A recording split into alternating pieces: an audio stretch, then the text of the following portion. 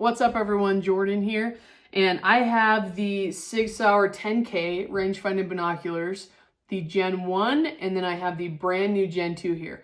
And I wanted to go through some of the major differences between the Gen 1 and the Gen 2, and then talk a little bit about some, different target modes, different range modes, and things that the 10K and then like the 8K offer you.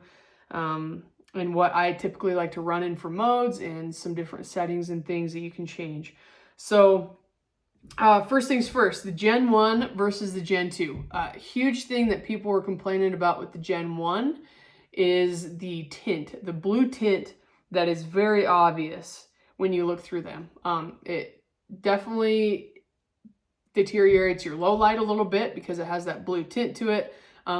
A cloudy day, it seems a lot darker than it really is when you're looking through them. And then, just a blue tint in general isn't fantastic. They fixed that with the Gen 2. And the reason that they had that to start with is the awesome display that is in these. It's a matrix display. And I'll dive into that in a second as well, of why that's super cool. It's very bright, and so they had to dull it down, and with that, a byproduct came kind of that blue tint. From, in layman's terms, what I understand it, that's basically why. They have figured out a way around that and have fixed it in the Gen 2s. You no longer have that blue tint. It's a lot more neutral with even like maybe a tinge of warm to it. I mean, especially when comparing the two side by side. Huge difference just in what you're seeing from the blue with these two. Otherwise, they made some button changes, which I'm gonna dig into this first. With your battery door, on the Gen 1, you had to have like a flathead screwdriver or a quarter or something flat to be able to spin that door off. And with the Gen 2, they just put the little flipper up thing, so you don't have to, you can change it with your fingers, you don't have to have any tools. Size-wise, they're pretty dang close to the same, if not literally exactly the same. And what else? Weight, cannot tell the difference without putting them on a scale, and I don't have an ounces scale to be able to check that, but they're pretty much the same. They did make some upgrades to just ergos in general. Some of like the dials and things just have a different texture on them. I think they narrowed up and they changed the eye cups just a little bit. And to me, the Gen 2 is more comfortable. It's less blocky. The Gen 1, it does have like really blocky eye cups. And it wasn't a huge deal for me, but you can definitely tell the difference. I think the Gen 2s are more comfy. So back to the buttons on the front. The Gen 1 just had your range and your mode button. Gen 2 has your range and your mode, and then they have a windage button with pluses and minus buttons here. This is a really cool feature. This is one that, like, typically for me, I set my windage as 10 miles an hour from 3 o'clock, and I just leave it at that. So if I have a lesser wind, I could cut it in half if it's 5 miles an hour. I could double it if it's 20 miles an hour. I could add some, whatever. For a hunting scenario, I felt like that worked pretty well.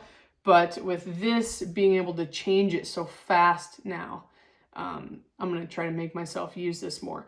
But basically, you can change there's a couple different modes with this. So basically what it's letting you do is change your windage speed, and you can also change your direction very quickly within the binocular. You don't have to use an app. You don't have to do anything else like that.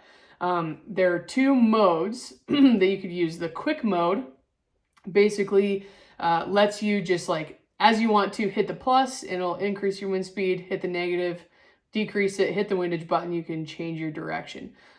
Or you can go into the settings and very quickly switch it over to what they call hunt mode, which basically just like locks these buttons to these like one touch, being able to change them. You have to press and hold your wind button for just a couple of seconds, and then it'll let you change your direction and your speed. So I really like that. That way, like if you're in and out of the bino harness or just regular hunting stuff, your windage isn't getting bumped and changed around quite so easily. So that is like a new button feature that I think is very handy.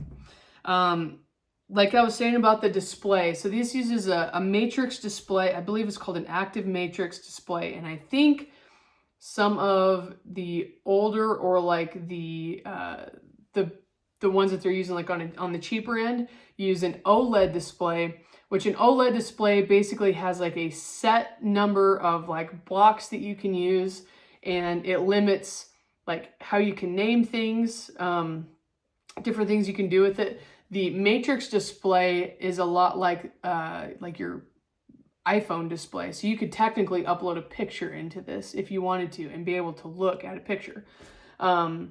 Whereas like an OLED display, you have your numbers, and then you have some of your letters. And that is where like, before, when it was like you have bullet profile 1, or you have gun 1, gun 2, gun 3, there's no other way to specify those things. You just have to remember that gun 1 is my muzzleloader, gun 2 is my deer gun, gun 3 is my elk gun, gun 4 is my coyote gun, whatever. And if you wanted to change between those, you just had to remember which gun profile it was numbered. Now with the matrix display, you can literally name them things. So the orange gun that I use a lot, I call that thing the flare. So I have a bullet profile that's my flare with 130 grain. So I know what that is.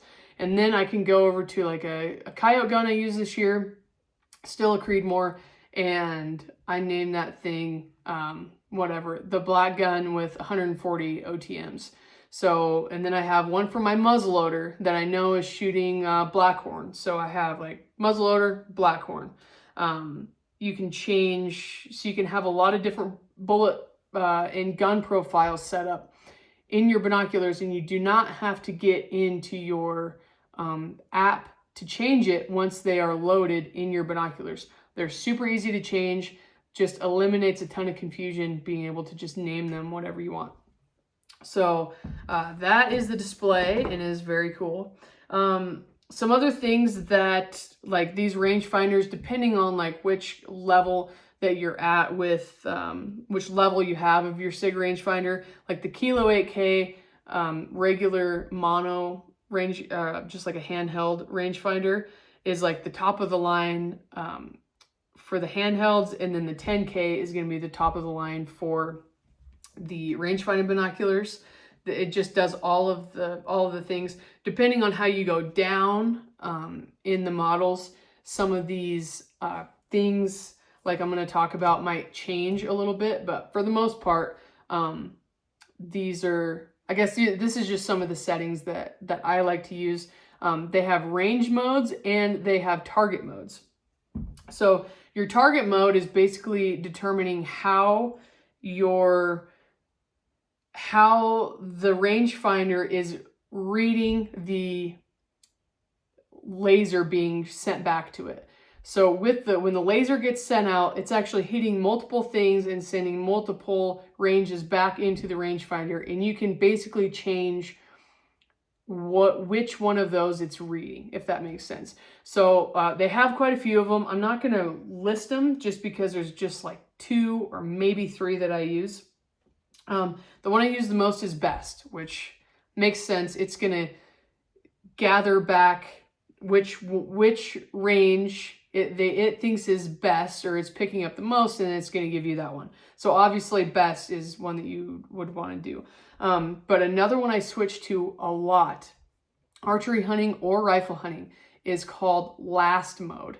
And again, all these like you can get into in the settings very easily. Like just familiarize yourself with your settings inside your binoculars and or your rangefinder, and you're going to be able to change things like this super quickly. But that one I use is called last. And the scenario that comes up the most that I'm using it for is when I have grass or vegetation in between me and the animal, and the rangefinder is picking up on that vegetation.